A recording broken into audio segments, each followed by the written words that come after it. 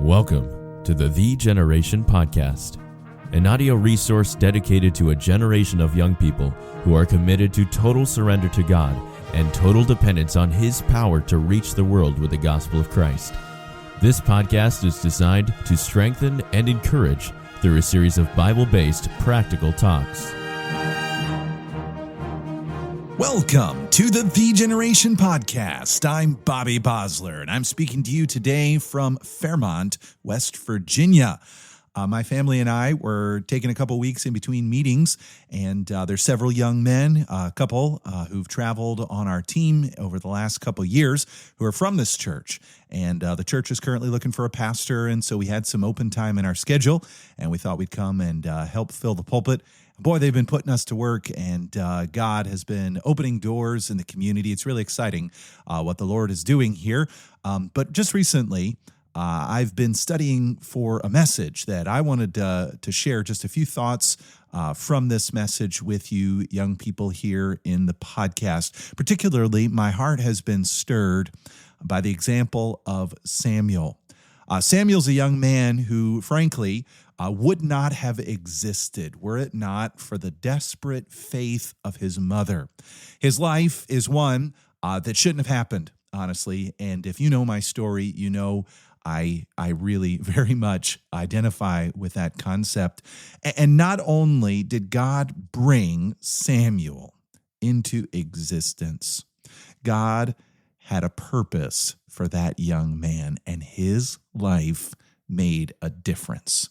And yet, one of the things that I want to take a look at, and I'm not sure how much I'm going to get through here in this podcast, is Samuel, the prophet Samuel in the book of 1 Samuel. His life really did defy the odds. You know what, I might be talking here today, and there may be some young people who are listening to this podcast, and you might think, you know what, my life is an accident. I shouldn't exist. What in the world am I here for? Maybe you find yourself surrounded by wickedness in your school or in your home, and you feel like there's no way I could ever fulfill my purpose for God because of my environment. Maybe you find yourself in a situation where the authorities and leaders in your life aren't obeying God. They don't listen to God, and you might be tempted to give up in despair and think, I really can't thrive in my walk with God. I really can't fulfill God's purpose for my life. And can I encourage you here today? Yes, you can. Yes, you can. Again, I'm probably not going to be able to dig into all of the specifics here, but in 1 Samuel chapter number 1, we read of the background, a little bit of the birth of Samuel. And I'll give you the long and the short of it. Basically, Samuel came from a bit of a dysfunctional home, shall we say. His father, Elkanah, had 2 wives. Yeah, that's not ideal. And one of them, Peninnah, she had children, but the other one, Hannah, who's kind of the main character of the story in chapter 1, it says that her womb was barren. She was unable to have children. And here's the thing, that was a sore subject in the Elkanah household. Honestly, Peninnah, or however you say her name, she made things really rough for the other wife. And she ended up teasing her, making fun of her, just really making her life absolutely miserable. And frankly, there shouldn't have been 2 wives in the home in the first place. So there was clearly disobedience in the home. It says in chapter 1 that Elkanah clearly favored Hannah over Peninnah, and so there was favoritism going on in the home, and that hurts. There was disappointment in the home. Hannah, again, like I said, she couldn't have children, and that was greatly disappointing to her. There was fighting that took place in the home. Once again, Peninnah pretty much made her miserable. She provoked her sore, it says in verse 6, and it just pretty much obliterated Hannah in her life there. There was also insensitivity in the home. Elkanah, when he realized that his wife was all upset, said, "Oh, aren't I better to you? Than 10 sons?" And guys, if you end up married with a wife, don't say that kind of thing. It's just not very sensitive. And then we find that there was also bitterness in the home. It said specifically in verse number 10, after Hannah went to the temple, it says, and she was in bitterness of soul. And so I'm saying all this to say the home environment, before Samuel ever even entered into the picture, it wasn't ideal. It was dysfunctional. There were sinful choices. It was a bit of a war zone at times. And though Elkanah, he did obey the Lord in some senses, in many other ways, it just was not a good home. Now, here's the thing. You might think, oh boy, before Samuel even enters into the picture, he is behind the eight ball, so to speak. He is in a non-advantageous position. But here's the thing. Here's the thing that encourages me. Even though he came from a dysfunctional home, God still wanted him, and God still had a plan through his life. You might know the story, you might not. You can study it sometime for yourself. The last part of chapter 1, the middle part, Hannah went to the temple and she sought God. In fact, she was so desperate in her prayers. The priest, Eli, who's going to come into the picture a little bit later, he thought she was drunk. He thought that there was something wrong with her. And she made it clear to him, no, I'm just desperate with the Lord. And he basically said, all right, God's going to give you what you want. Go on ahead. And she was excited. And one thing led to another. And not only did God give her request, but she also had vowed that if God gave her a son, she would dedicate him to the Lord. She would give him back to God to serve him all the days of his life. Well, God answered her prayer, and God expected her to fulfill her vow. And of course, after she'd weaned the baby and the baby was old enough, she did what she promised, and she gave Samuel to the Lord. It says lent him to the Lord, and the idea of that word lent is to return him to the Lord. And so now we find Samuel, a young man who should not have existed, a young man who came from a dysfunctional home, was now smack dab in the center of God's will. And can I tell you, young people, even if your home situation is less than ideal, if you're alive, God wanted you to be. And if you're alive, God has a purpose for your life. God doesn't just want you to exist. He wants you to thrive in spite of the circumstances that you come from. Okay, so as we continue along in the story, we find that Samuel, again, he came into the picture because God wanted him to be there, and God had a plan and purpose for his life. And yet we also find in chapter 2, after Hannah prayed and gave this beautiful prayer, she gave him Samuel to the Lord. And in verse 12, it says, the sons of Eli were sons of Belial. They were scoundrels. They were fiends. They were not good people. And as Samuel grows up in the household of Eli there at the temple, he lived among wickedness. If you study the story, which again, I don't have time to go into all of it, but these guys, Hophni and Phinehas, and even it seems to be implied Eli to some extent, they were literally stealing meat from the Lord's sacrifices. They were threatening people who didn't give them what they want. They were hypocrites, were tarnishing the reputation of the sacrifice and of the Lord. They were committing immoral practices with people there at the temple. We find that Samuel, under Eli there, Eli wasn't properly dealing with his sons. It said later on that he didn't even restrain his sons. And even when he did talk to him and say, you shouldn't ought to have done that, his children just did what they wanted to do anyway. And so you find that Samuel not only came from a dysfunctional home, the life that he was existing in, he was surrounded by wickedness. And yet we find in chapter 2 and verse 26, it says, and the child Samuel grew on and was in favor both with the Lord and also with men. And here we find that even though Samuel was surrounded by wickedness, God protected him and God preserved him. Even though his, I don't know what you'd call them, his older step-siblings were absolutely wicked and scoundrels, sons of Belial, as the text says, Samuel grew.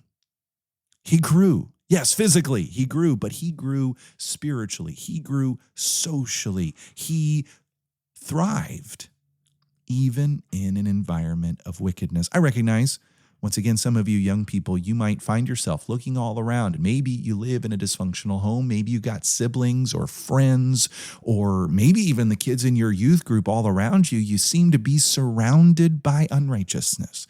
You seem like everywhere you turn around, nobody is obeying God. In fact, they seem to be doing everything they can to disobey God and get as much as they want, as much fun out of life as they can. And you might think, is it even possible for me to thrive if I come from a dysfunctional home and live in an environment of wickedness? And can I tell you, if Samuel is any indication, yes, it is possible. Listen, God protected him. God preserved him. God helped him. God developed him. And he can do the same for you, young people. Don't be discouraged by your home. Don't be discouraged by your environment. But there's one more thing I want to point out here. As we continue on here in chapter 2, in fact, as we get down to verse number 27, we find it says, there came a man of God unto Eli. Eli was the priest. His sons were his sons. They would one day be the high priest. At least one of them theoretically would be the high priest. Once again, his sons were wicked. He was not doing what he ought to do. He was being a bad parent, frankly, and not controlling his children. And it says, a man of God came to Eli and said unto him, and I'm not going to go through the whole thing. You can read it on your own, but he basically says, didn't I choose the sons of Aaron out of all of the people of Israel to be the priests, and you are living for your own fat selfishness, and you are despising the responsibility that I've given you. You're not obeying the Lord. And God pronounced judgment on Eli.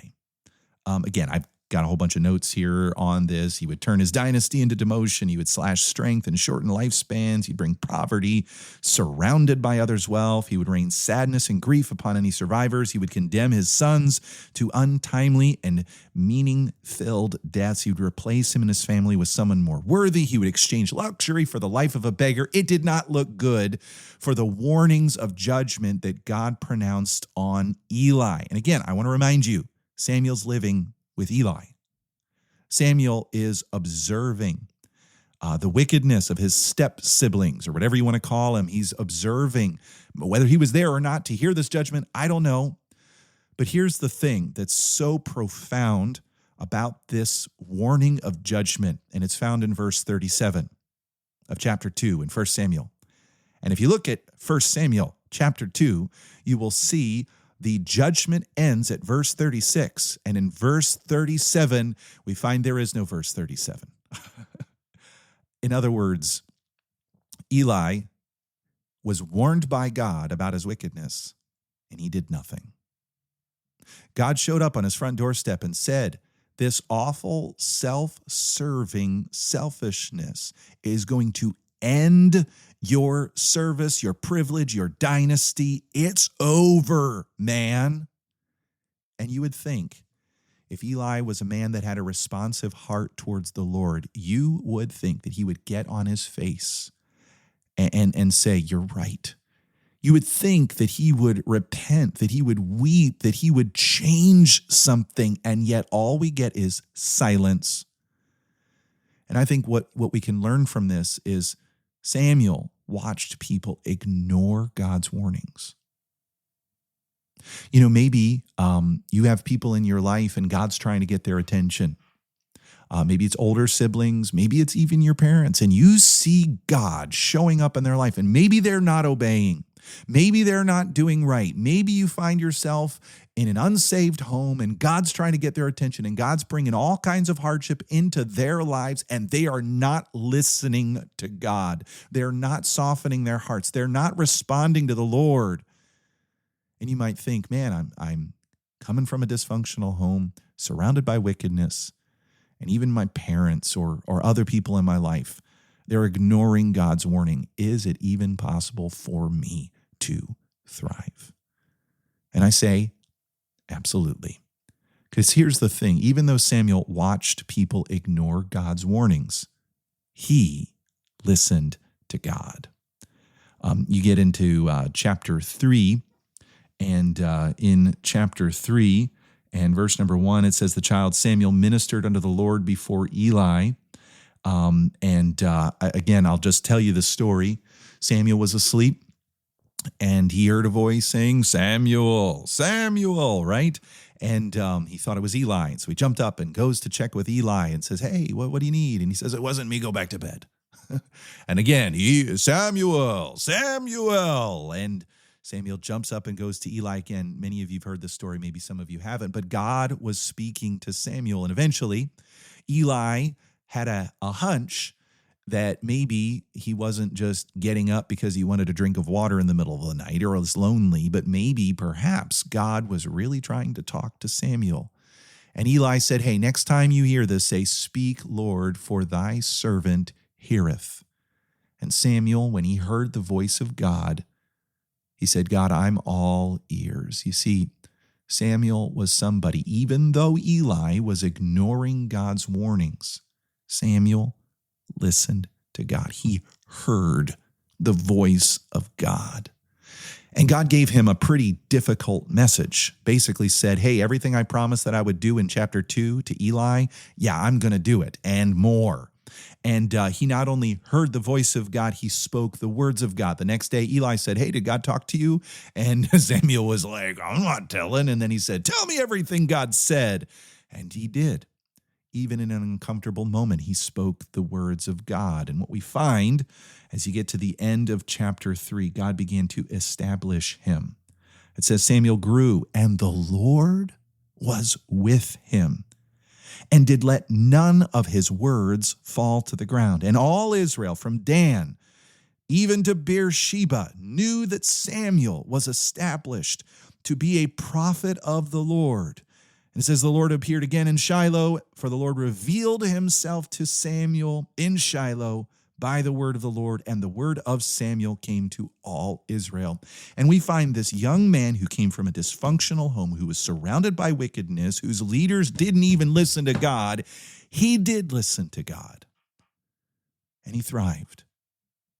He thrived against all odds. This is not just some Bible story. This is reality, young people.